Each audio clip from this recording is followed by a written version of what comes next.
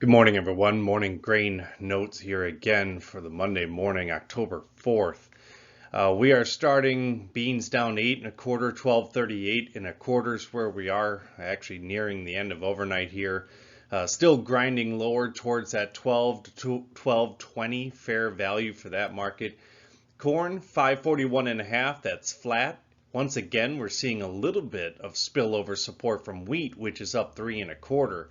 We'll see how much more of this wheat support we get during the day session. We've had wheat actively trade that quarterly stocks report, which was bullish both Thursday and Friday. We'll see if that continues on into today as well. Overnight, or actually overseas wheat values continue to stay strong on solid overseas demand. We do mention for the wheat that our local demand here has only seen one truly strong week in the last 9. So that's why we'll have to just wait and see if this spillover report buying and overseas support continues to support our wheat here today.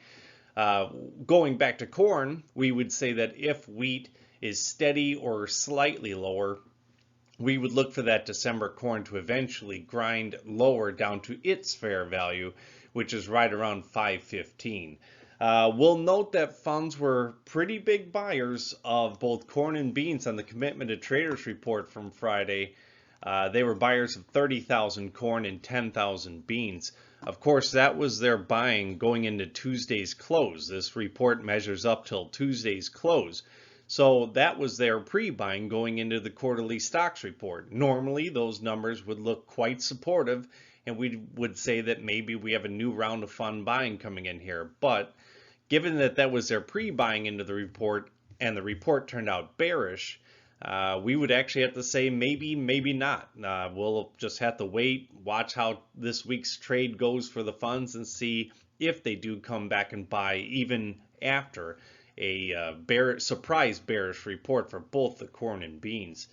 Harvest weather looks fairly clear over this week. Active rains in the 6 to 10 day, but for the 1 to 5 day, most areas should be moving.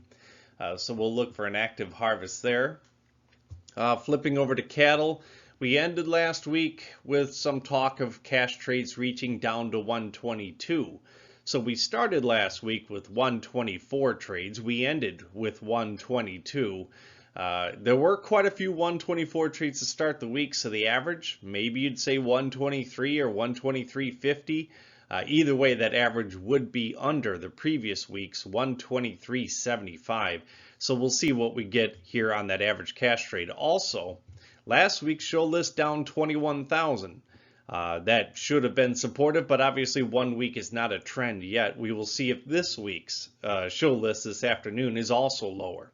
If we can put 2 or 3 lower show lists together, we'll finally get what we've been waiting all year for, which is to discuss lower overall trend in cattle numbers. Again, 1 week doesn't do it last week. It would likely take 2 or 3 weeks, so we'll see if that pans out here today.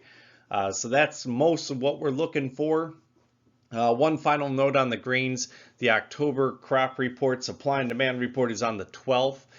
Early estimates are that we would grind lower into that report, both from the quarterly stocks news and from the fact that we raised yield slightly on the last report. So either a no change in yield or a small increase would be anticipated next week.